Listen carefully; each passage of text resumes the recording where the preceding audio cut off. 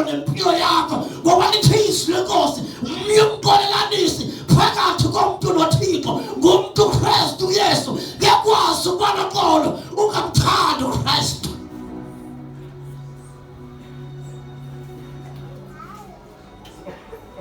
Ngiyambonga uThixo wakushiya indlu yakho washiya izinto zakho washiya abazali bakho weza endlini kaThixo ngoba uzokwenza njani ngoba uthi uKristu nawe uzokhona khuluka uphile ngwele.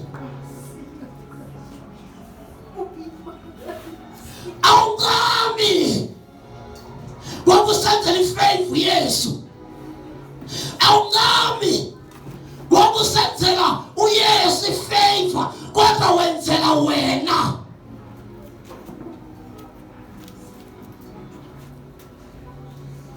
uYesu akabethelwanga eGolgotha uqala wabethelwa ekhaya emaphakadeni phambi kwabezulu bekhona wasebethelelwe phambi komhlaba bekhona wasebethelelwe.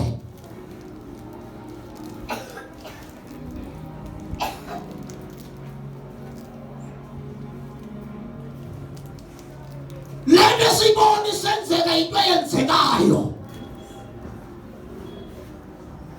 ayikho into enyenzayo ndingambona ngubawo eyenza, ayikho into enyenzayo uthi Yesu, ayikho into ngamanye amazwi ukubethelwa kwakhe ukubone kuyise nokubethelelwa kwakhe kwaqala kuyise.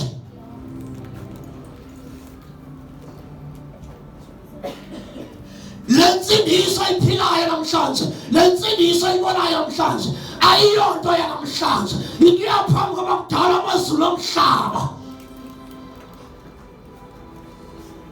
Udalwe usindisiwe ithi incwadi yamizekeliso sasesiqeni sikabawo ubawo eziyolisa ngathi edala amazulu omhlaba singaphakathi kuye.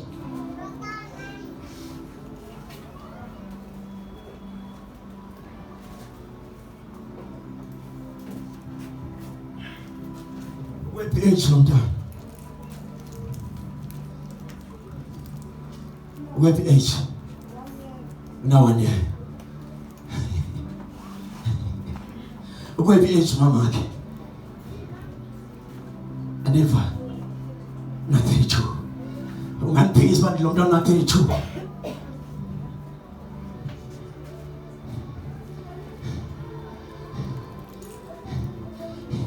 iqanda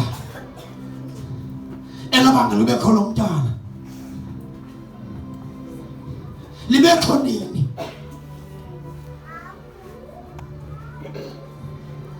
iqanda elabanga libe khona umntana laba khonini ngalamini wayizala umamakhe wayesetha lo mntwana.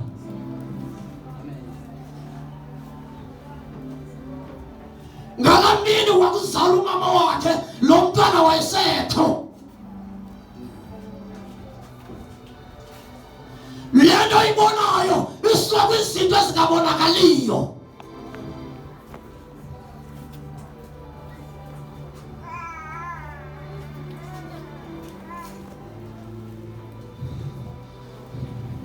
Siyathandaza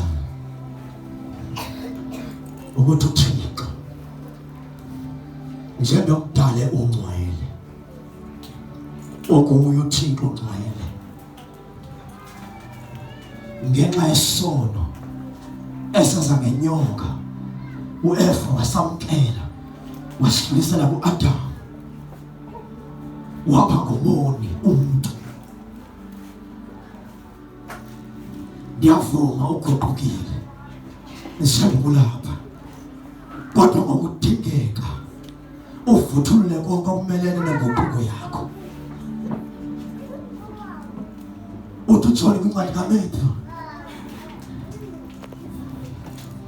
ebhaptiza eJordani esiza amayuda elibhaptizweni uthi nzabandini amahamba velisani ngoko iziqhamo ezifanele inguquko.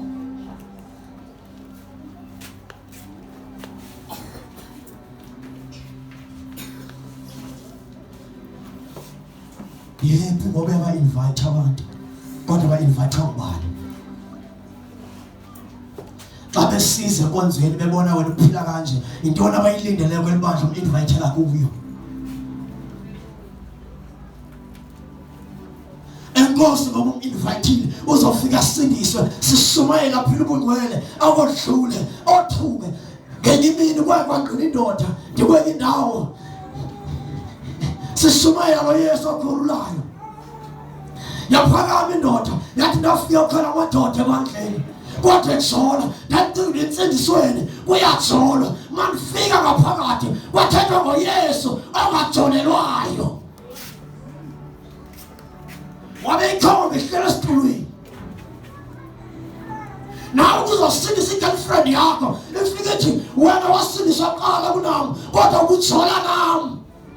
Ngoba ndiyakuyeka ngithatha uYesu. Usindisa i-boyfriend ikushiye ithatha uYesu. Akhona enzeka phezu kwalo mhlaba oba yenza ngaphansi engazikhiphi.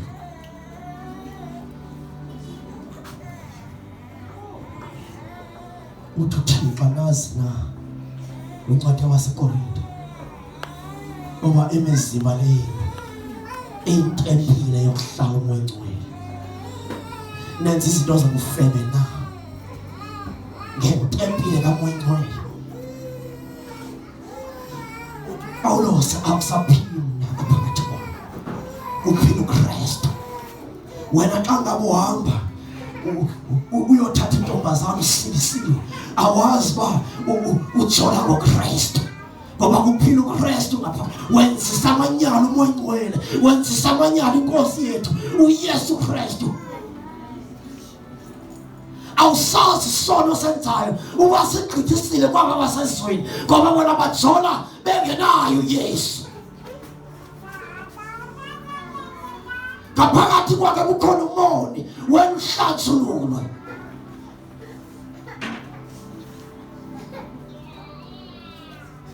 Matthew 15, John 15, nina senihlambulukile ngenxa yelizwi endilithethileyo kulo. Hlalani kum nami nihlale kuni.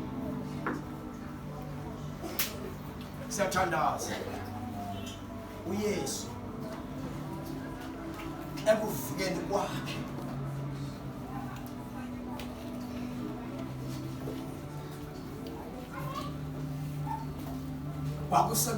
kwakuyinzaliseko.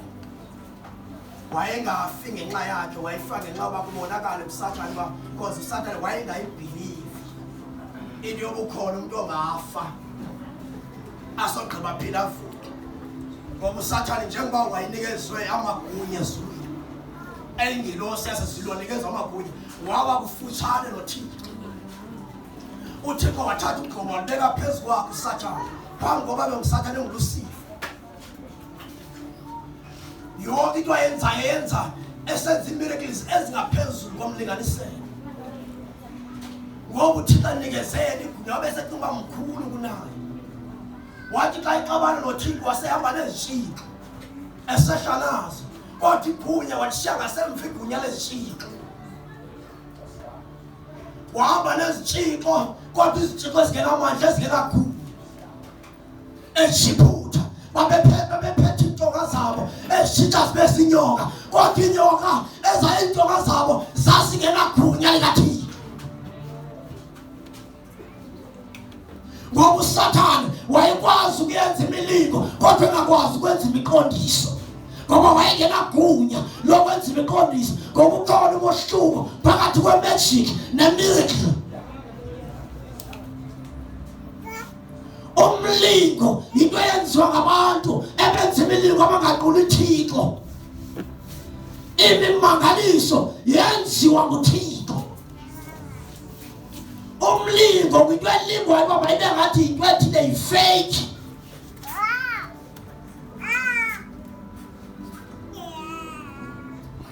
Wayengayithola uSathane uba angakwazi uYesu ukuvuka. Yilena waqinisa kuzo sibamba izitshixo, wathi igolide seyingakumbi ngoba esemhlabeni ezinye izinto ezibona vele ufuna ukuphefumula onyaka wakho. Ngambulala uThixo besepha. kanti useshimayela umfundisi wathi wabulawa uIsaka entabeni eMoriya. Siselapha. Amen. Kodwa uIsaka sangabulawa entabeni yaseMoriya. Kodwa ngokholwa wabulawa waphi?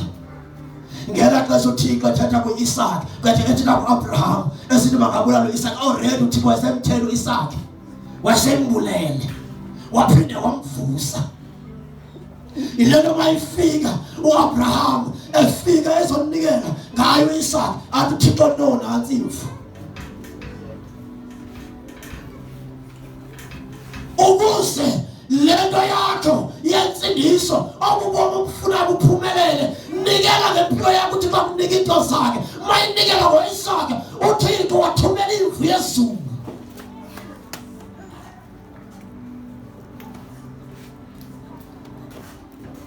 Uvukile uYesu. Cala uvuke kuye naye. Cala simele ngenyawo.